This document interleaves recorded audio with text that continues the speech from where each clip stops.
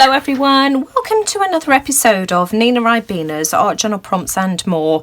It's March and it's week 5. It's a 5-week month, and of course this year I have said that during a 5-week month that you can produce any piece of artwork or craft project that you decide you want to do. Now my friend Mel has been busy crocheting away, and these are all the gorgeous things that she's come up with so far. Just look at these. I mean, they're just absolutely beautiful. And she brought them round to me last week and said, Nina, I just thoroughly enjoy making all these crochet bits and pieces, but I haven't got the foggiest idea what on earth I'm going to do with them. Can you help? So that's my plan today. I just want to work on these bits and pieces, and let's just try and make some gorgeous embellishments. As well as all of these gorgeous crochet bits and pieces that I've got. I've also got some bits and pieces from my friend Carmen Pats from Spain as well that I want to try and incorporate into these bits and pieces, because you know these just go equally as well, so I've got those. But I've also got lots of other bits and pieces from my stash as well. I went through a phase, I'm sure I've told some of you this already, of felting cashmere and wool jumpers. That was a piece from a gentleman's dressing gown. That was from a scarf, I do believe, and cutting these into flower shapes. And I've made several sort of, you know, flower brooch pins and all sorts of things over the years, but I've got lots and lots of these left. I've also got lots of fabric flowers as well that I've cut for brooch pins over the years. So I've got some beautiful, beautiful fabrics here too. This is a designer fabric. I've forgotten who on earth the designer is, but I want to try and incorporate some of these as well. I've also got an amazing stash of polymer clay buttons. I mean, look at some of these. I mean, £1 for that. These were buttons that I picked up from a craft fair in Cornwall, one of our holidays a few years ago. So I've got several of these. Just look at them. I mean, they're just absolutely stunning. So I want to try and incorporate some of these as well. I've also got some gorgeous wooden buttons that I've had from China. So let's just take some of these out, because you might not be able to see because of the glare of the plastic bag, but these are just wooden buttons with hearts and chevrons and stripes and all sorts on, so you know those can be used. What else have I got? I've got paper flowers as well. Look at some of these, little birdie. These are from the range. And again, the colours just go absolutely perfectly. I've got several of these that I can use. I have also got, look at this, a whole bag full of felt flowers. These are wool felt flowers. Look how thick some of these are. And again, these are bits and pieces that I've had in my stash for goodness knows how long, years. So I'm going to try and use some of these as well. So it's just a case of putting clusters together of bits and pieces that look nice as a compilation. So I've started off with that blue crochet piece, and I'm adding a fabric flower, and I'm just auditioning various buttons and just, you know, trialing what looks best on top. I end up settling for that silver button. It's a per una button, which is a Marks and Spencer's one that's come off something. I'm still trying to make my mind up. I've pulled out the jar of mixed buttons as well, just to see if I can find anything I like better. And here we go. I think I end up going for the large blue button and then layering the silver one on top. I find the easiest way to tie a knot in a needle is to wrap it round the needle at the point end 3 times and slide it over the eye, and you end up with a perfect knot every single time. Now I decide to sew the teal button on with some contrasting yellow thread to pick out the yellow in the fabric flower, but of course I forgot that I was adding the per una silver button on top, so it was pretty pointless, although you can still see a little bit of the yellow because I just continue with that thread, and of course it all adds interest, doesn't it? Now I just want to thank everybody who left me feedback regarding the question I asked about the videos last week. I asked whether you preferred real-time or voiceover, and the consensus was that you either liked real-time or a mixture of the two, but weren't so keen on the ones that would just voiceover all the way through. This one is a mix of the two, and I'm just speeding through the putting the embellishments together just because it was a bit too fiddly and long-winded. I just absolutely love these mustard coloured crochet pieces. I just think they're beautiful, and I think those Amy Butler fabrics just work perfectly as well. So I just continue playing with these clusters. This is another one of my favourites here because I just think that polymer clay button looks absolutely fantastic on that piece. I also love this round one too, and the flower that you can see me adding now, the little fabric one, came off a cardigan that I bought from the charity shop. It was a wool cardigan with a row of those fabric embellishments, and I just cut them off so that I could use them for embellishments. Now I'm adding a paper flower to this heart embellishment here, and I'm sewing it in exactly the same way. You've just got to be a little bit more careful. Now I want to use one of those thick felt flowers for this cluster, and because I want to add a shank button to the centre, I'm just punching a hole with my crocodile just so that I can poke the shank button through. Problem solved. And I sew all three layers together, looping through that shank from the bottom, and again another really pretty cluster.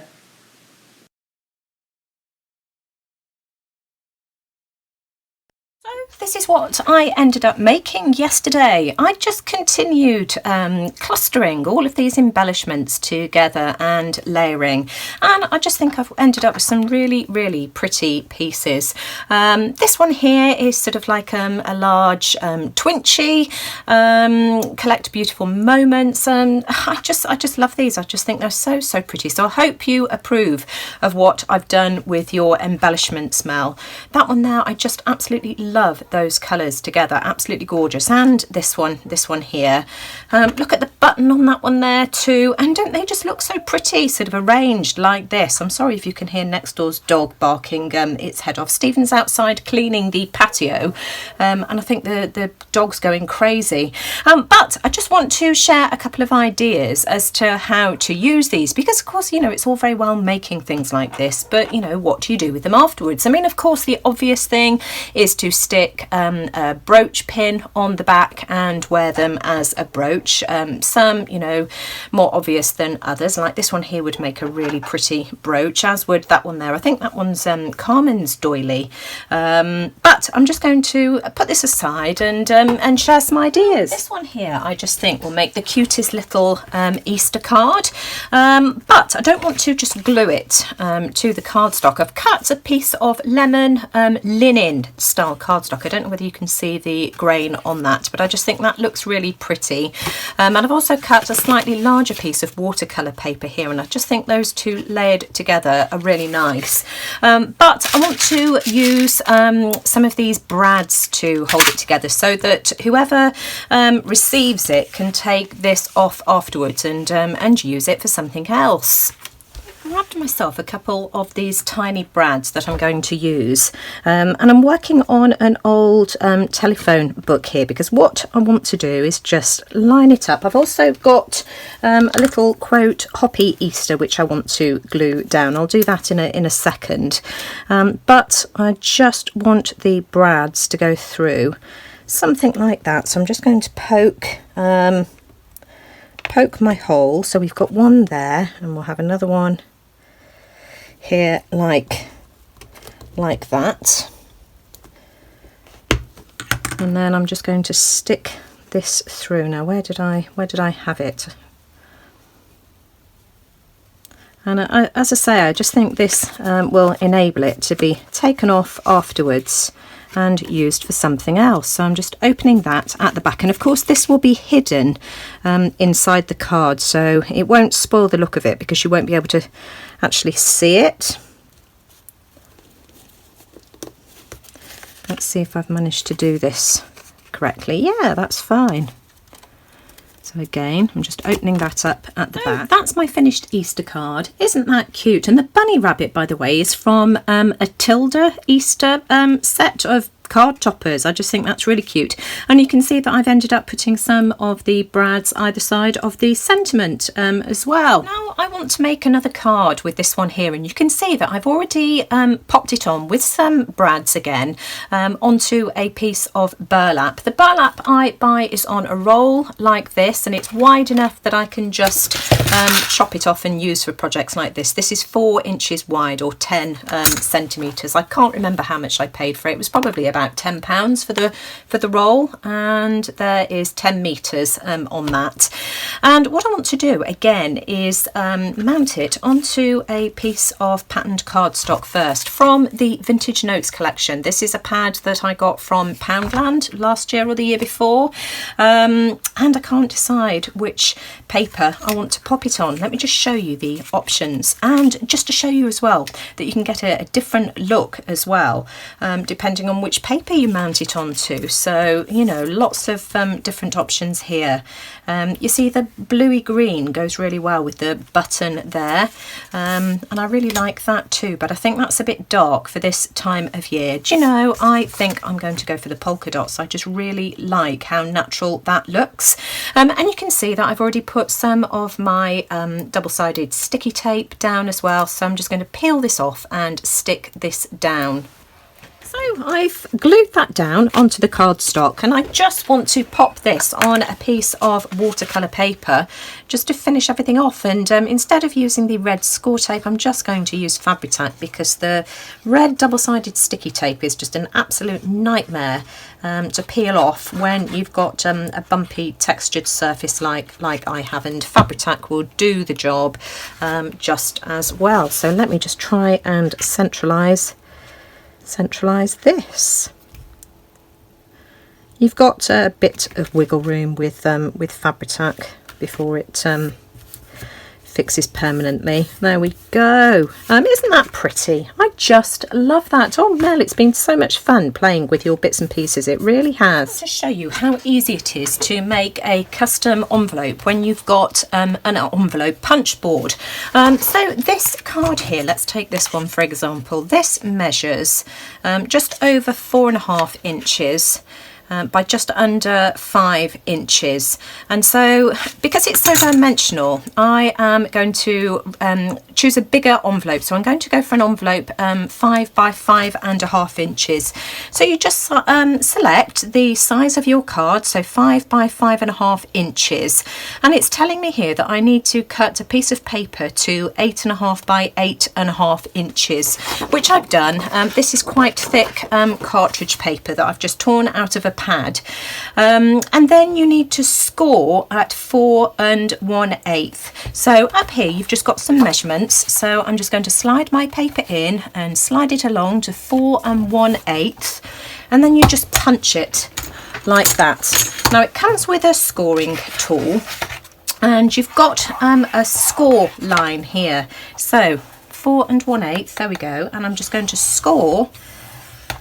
And then all you do is you just move it round, and then you just punch on that score line. So you don't need to measure again after you've measured that that first line. You just keep moving it around until you've done all 4 sides. There we go. And then the last one, there we go, score again. And that's what you end up with. Can you see the score lines? Now there is a little corner rounder here on the top, but mine doesn't work very well, so I always use my X-cut corner rounder like this. Really quick and easy to do. There we go. Move that out of the way, and then you just need to fold on those score lines. Simple as that. So you've just got a custom made envelope in literally a minute. That's all it takes. So I just need to apply some glue here just on those folds there, those edges there. So let's do this. I'm going to use my Fabri-Tac just because it's strong and it dries really quickly. So we just put some of that along there like that, and then I'm just going to weight this down for a minute just to make sure that it sticks properly. If you've got any stringy bits, those will just peel off. So you need to just hold Fabri-Tac down for a couple of minutes just to get the glue to grab. Then I'm just going to use a pot of, here we go, we've got some gel medium, just to hold that in place until it's dried. So I've just set that off to one side, and here's one I made earlier, and so you can see, because I've cut this bigger than the card, there's just plenty of room there for the embellishments as well. Now if you don't want to do that and you haven't got an envelope punch board, you can always display your card in one of these clear envelopes, which I know sort of, you know, lots of us have in our stash. So you just slide that in and fold it back, and I think that's just a really nice way to present a card as well. Now I just want to make a couple of tags as well. These are some of my decorated blind samples, and these were backgrounds that I did last year, so I've just pulled these out of my stash, and you can see that I've just added a row of stitching on each of these to form a stem for my flowers. But just look how cool these look. Let me just move that out of the way so that it's not quite so busy. I can pop a flower on there, and then I've got some of these leaves. These are out of the flower kit that I was using, the same flower kit here. So hang on, I'll just tell you what they are. So these are the little birdie flowers, and these were from the range here in the UK, and each of the packs comes with a bag of leaves as well, so I think I'm going to stitch those on as well. Now this tag is too big at the moment, so I'm just going to trim it down.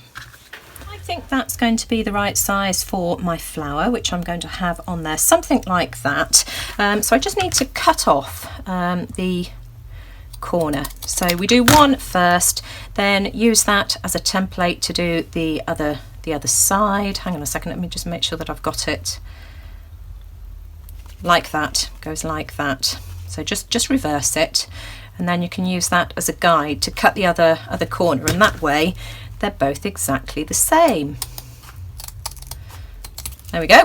Now I want to mount this onto a piece of cardstock because that is just a bit too flimsy for me. But first of all, what I want to do is sew my leaves on. Go Nina with the sewing machine. Aren't you impressed, guys? I'm feeling really impressed. So I'm just going to apply some glue. I'm just going to use a glue stick just to hold them in place so that I know where to sew. Just a bit of glue. And then I'm just going to run a line of stitching along it because I just think that will look really cool. So where do I want that leaf? Something like that, I think. So that's my stitching on my leaves. I'm really happy with that. That's what it looks like on the back, a bit messy, but that's okay. And I'm just going to attach this now to a piece of cardstock just to stiffen it, because this, as I say, is just a bit flimsy. Then I've decided I'm going to glue my flower down with my hot glue gun, just so that it's easy to remove it if somebody wants to take the flower off and, you know, make a brooch or something out of it. Have some around the hole there. I don't know why I punched my hole straight away, because I knew that I was going to mount it onto cardstock. That was me not thinking. And I'm just going to weight that down for a minute or two, just for the glue to stick. I just want to put an eyelet in the tag here, and I'm choosing the gold colour just because it goes with the gold on the stamens there. So I'm just going to use my crocodile just to punch that in. Oh gosh, can you hear next door's dog? It's driving us round the twist. Bark, bark, bark. Oh, now I've locked my... I keep doing this, I keep locking my crocodile. Now I've got to work out how to unlock it.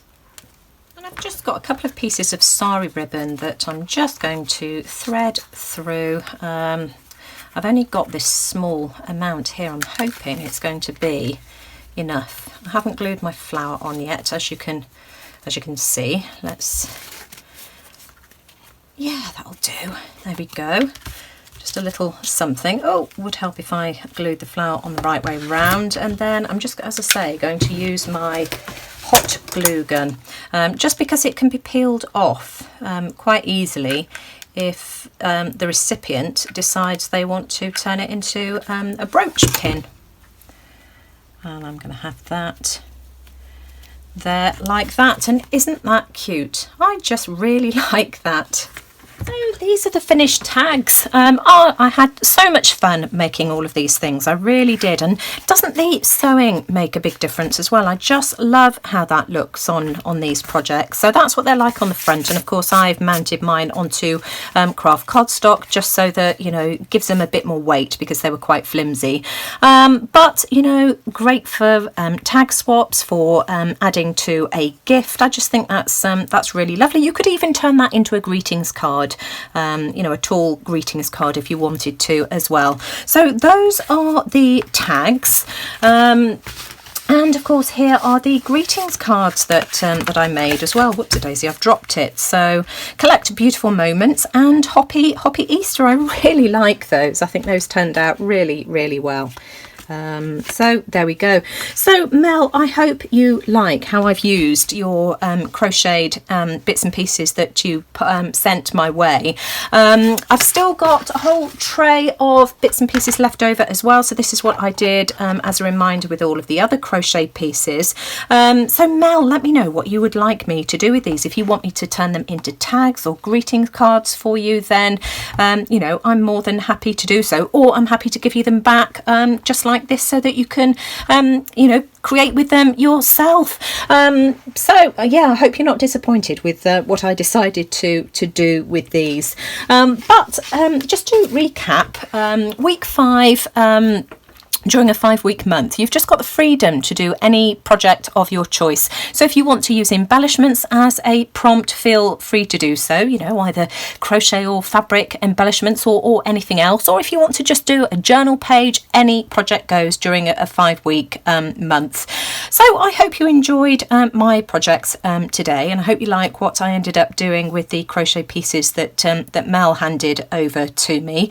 If you did, I'd always appreciate a thumbs up and let me know what you think in the comments below. So take care everyone, and I look forward to seeing what everybody else decides to do in the Facebook group this week. Bye for now.